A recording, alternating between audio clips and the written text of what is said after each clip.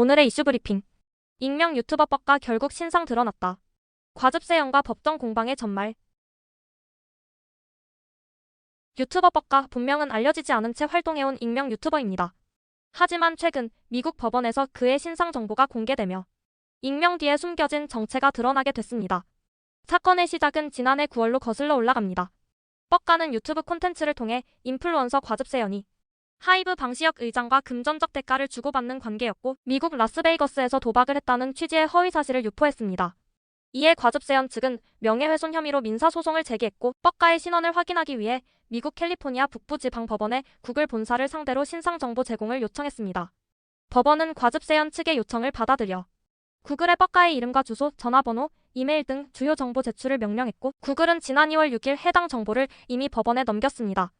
하지만 뻑가는 이를 막기 위해 정보 공개 정지를 요청하는 가처분 신청을 냈습니다.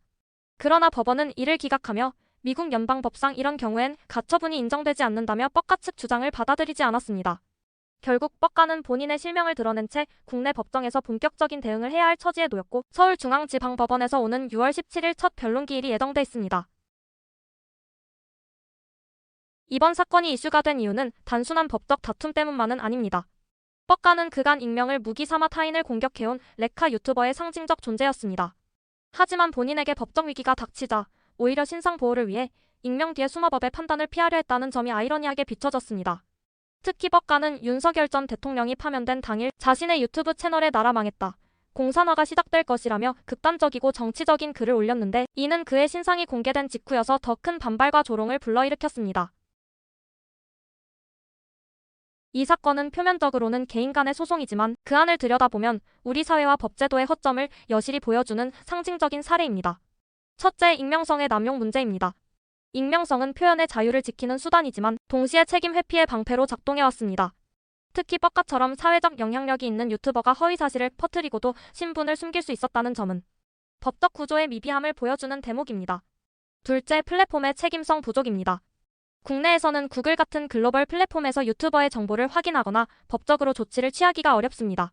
이번 사건에서 과즙세연이 미국 법원을 통해 구글 본사에 직접 정보를 요청해야 했던 과정 자체가 얼마나 대응이 어려운지를 말해줍니다.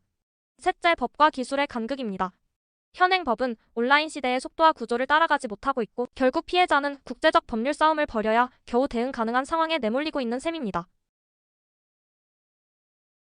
사건이 알려지자 대중의 반응은 크게 갈렸습니다. 대부분의 네티즌들은 비판적입니다. 너도 감옥 가야지. 익명 뒤에 숨지 말고 이제 얼굴 공개하고 재판 준비나 해라. 그동안 남 사생활 다루더니 결국 본인 신상도 까였네.